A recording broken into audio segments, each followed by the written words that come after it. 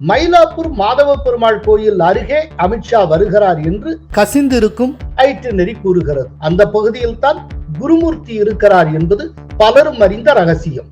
இன்று இரவு ITC grand shola ஹோட்டலில் வைத்து அமித்ஷாவை எடப்பாடி பழனிசாமி அதிமுகவின் மூத்த தலைவர்களுடன் சந்தித்து பேச உள்ளதாக தகவல்கள் கசிந்துள்ளன. மும்பை தாக்குதல் நடந்தது மன்மோகன் சிங் ஆட்சியில். மும்பை தாக்குதல் குற்றவாளி ராணாவை இந்தியாவுக்கு இழுத்து வந்தது மோடி ஆட்சியில். கோலஹலாஸ் டிவி யூடியூப் சேனல், இது வாய்மையின் எக்காலம். இன்று இரவு சென்னைக்கு வருகிறாரே அமித்ஷா. வணக்கம் நண்பர்களே. மத்திய உள்துறை அமைச்சர் அமித்ஷா இன்று இரவு சென்னைக்கு மின்னல் வேகத்தில் வருகிறார். நாளை இரவு வரை சென்னையில் தங்குகிறார். அவர் சென்னையில் இருக்கும்போது முக்கிய திருப்புமுனை சந்திப்புகள் இருக்கும் என தெரிய வந்துள்ளது. முதலில் அமித்ஷாவின் நிகழ்ச்சி நிரலை பார்த்து விடுவோம். இன்று அதாவது ஏப்ரல் 10 இரவு 7:05 மணிக்கு புதுடில்லியில் உள்ள வீட்டிலிருந்து காரில் புறப்படும் அமித்ஷா இரவு 7:25 மணிக்கு டெல்லி விமான நிலையம் வருகிறார். இரவு 7:30 மணிக்கு டெல்லியிலிருந்து புறப்பட்டு இரவு 10:20 மணிக்கு சென்னை விமான நிலையம் வந்து சேருகிறார்.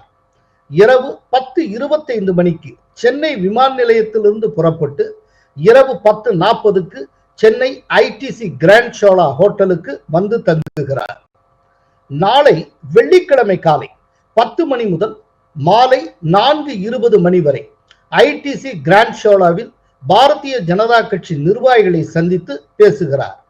அதன் பிறகு அங்கிருந்து காரில் புறப்பட்டு மாலை 4:40 மணிக்கு சென்னை மயிலாப்பூர் மாதவ பெருமாள் கோயில் அருகே உள்ள தியாகராஜபுரம் வருகிறார். அங்கு 1 மணி நேரம் இருக்கும் அமித்ஷா மாலை 5:40 மணிக்கு புறப்பட்டு மாலை 6 மணிக்கு சென்னை விமான நிலையத்தை அடைகிறார். அங்கிருந்து மாலை 6:05 மணிக்கு டெல்லி கிளம்புகிறார். இதுதான் தற்போது கசிந்திருக்கும் அமித்ஷாவின் ஐட்டினரி. மயிலாப்பூர் மாதவ பெருமாள் கோயில் அருகே அமித்ஷா வருகிறார் என்று கசிந்திருக்கும் ஐட்டினரி கூறுகிறது. அந்த பகுதியில் தான் குருமூர்த்தி இருக்கிறார் என்பது பலரும் அறிந்த ரகசியம். ஆக யாருடன் அமித்ஷா ஆலோசனை நடத்த போகிறார் என்பது தெளிவாகிறது. இதற்கடுத்து இன்னொரு ஹைலைட். இன்று இரவு அநேகமாக நள்ளிரவு ஐடிசி கிராண்ட் ஷோலா ஹோட்டலில் வைத்து அமித்ஷாவை எடப்பாடி பழனிசாமி அதிமுகவின் மூத்த தலைவர்களுடன் சந்தித்து பேச உள்ளதாக தகவல்கள் கசிந்துள்ளன. இது உறுதி செய்யப்படவில்லை. ஆனால் சந்திப்புக்கான சாத்தியங்கள் அதிகம் என்று தெரிகிறது. 5 நாட்கள் சட்டப்பேரவைக்கு விடுமுறை விடப்பட்டுள்ள போதும் சென்னையிலேயே தங்கி இருக்குமாறு முக்கிய நிர்வாகிகளுக்கு எடப்பாடி பழனிசாமி அறிவுறுத்தி உள்ளார் என்பது குறிப்பிடத்தக்கது. கூட்டணி பற்றிய அறிவிப்பை தமிழ் புத்தாண்டுக்குள் அறிவிக்க அமித்ஷா முழு வீச்சில் முயற்சி எடுத்து வருவதாக கேள்விப்படுகிறோம். அடுத்த 1 வார காலம் பரபரப்புக்கான பருவ காலமாகும். கூட்டணி அறிவிப்பு, மாநில தலைவர் அறிவிப்பு, தேசிய தலைவர் அறிவிப்பு, பிஜேபியின் தேசிய செயற்குழு கூட்டம் என அடுத்தடுத்து பரபரப்பு தான். பயங்கரவாதி ராணாவை இழுத்து கொண்டு வந்து விட்டாரே மோடி. மிகப்பெரிய பிரேக் த்ரூ கிடைத்துள்ளது. மும்பை தாக்குதல் பயங்கரவாதி தஹாவூர் ராணா சிறப்பு விமானத்தில் இந்தியாவுக்கு கொண்டு வரப்படுகிறார். இது தொடர்பாக தேசிய பாதுகாப்பு ஆலோசகர் அஜித் தோவல், உள்துறை அமைச்சர் அமித்ஷா, வெளியுறவுத்துறை அமைச்சர் ஜெய்சங்கர் ஆகியோர் அவசர ஆலோசனை நடத்தியுள்ளனர். மும்பையில் 2008 நவம்பர் 26 பாகிஸ்தானில் லஷ்கர் இ தொய்பா அமைப்பை சேர்ந்த 10 பயங்கரவாதிகள் கடல் வழியாக ஊடுருவி சத்ரபதி சிவாஜி ரயில் நிலைய முனையம், Taj hotel, Oberoi Trident hotel, யூதர்களின் தொழுகை கூடம் அமைந்திருக்கக்கூடிய நரிமன் இல்லம் உள்ளிட்ட பல்வேறு இடங்களில் கண்ணில் பட்டவர்களை எல்லாம் சரமாரியாக சுட்டு தள்ளினர். அவர்கள் நடத்திய 60 மணி நேர தாக்குதலில் 6 அமெரிக்கர்கள் உள்பட 175 பேர் கொல்லப்பட்டனர். தாக்குதல் நடத்திய 10 பயங்கரவாதிகளில் அஜ்மல் கசாப் மட்டும் உயிருடன் பிடிபட்டார். அவருக்கு 2012 மரண தண்டனை நிறைவேற்றப்பட்டது. இந்தியாவையே உலுக்கிய மும்பை தாக்குதலுக்கு மூளையாக செயல்பட்டவர்களில் ஒருவர் பாகிஸ்தான் அமெரிக்க பயங்கரவாதி டேவிட் ஹெட்லி.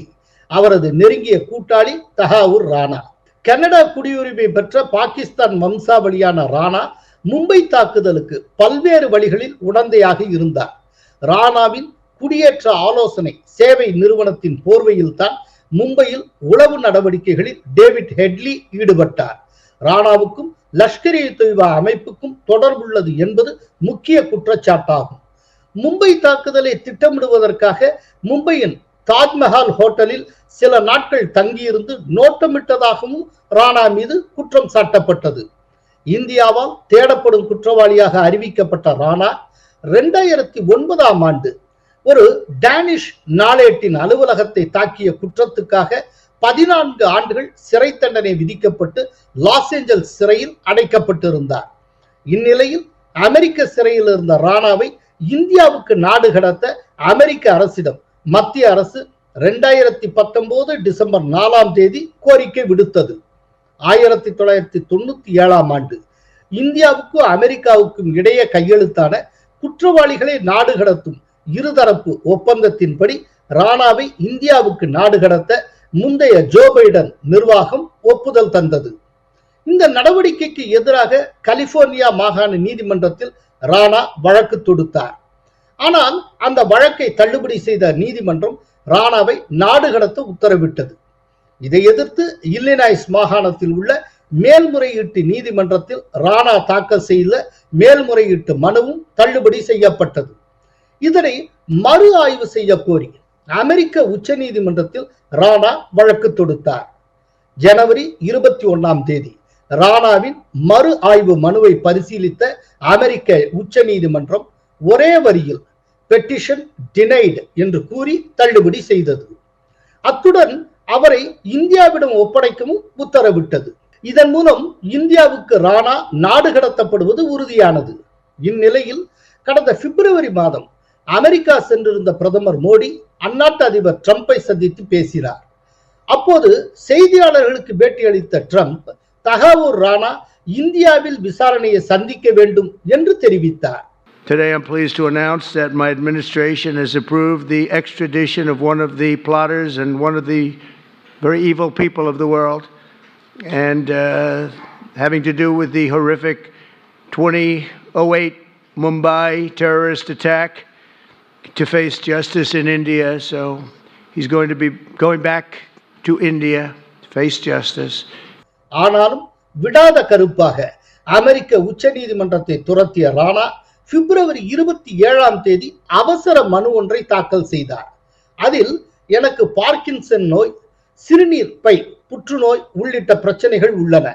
மேலும் பாகிஸ்தானை சேர்ந்தவன் என்பதால் இந்தியாவில் என் மீதான விசாரணை நியாயமாக நடக்காது. எனவே என்னை நாடு கடத்தக்கூடாது என வேண்டுகோள் விடுத்தார். அந்த மனுவையும் அமெரிக்க உச்ச நீதிமன்றம் நிராகரித்தது. பின்னர் அமெரிக்க உச்ச நீதிமன்ற தலைமை நீதிபதி ஜான் ராபர்ட்ஸுக்கு ஒரு அவசர மனுவை அனுப்பினார் ராணா. அந்த அவசர மனுவை ஏப்ரல் 4ஆம் தேதி பரிசீலித்த தலைமை நீதிபதி ஏப்ரல் 7ஆம் தேதி நிராகரித்தார். இது அமெரிக்க உச்ச நீதிமன்றத்தின் இணையதளத்திலும் அறிவிக்கப்பட்டது. ராணாவின் சட்ட முயற்சிகள் அனைத்தும் தோல்வியடைந்த நிலையில் அவரை இந்தியாவுக்கு அழைத்து வருவதற்காக NIA மற்றும் ரா அதிகாரிகள் அடங்கிய குழு அமெரிக்கா சென்றது.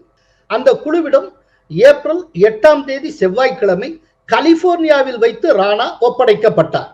அதைத் தொடர்ந்து நேற்று புதன்கிழமை ஏப்ரல் 9ஆம் தேதி இந்திய நேரப்படி இரவு 7:10 மணிக்கு சிறப்பு விமானத்தில் ராணாவை அழைத்து கொண்டு புறப்பட்டனர் இந்திய அதிகாரிகள்.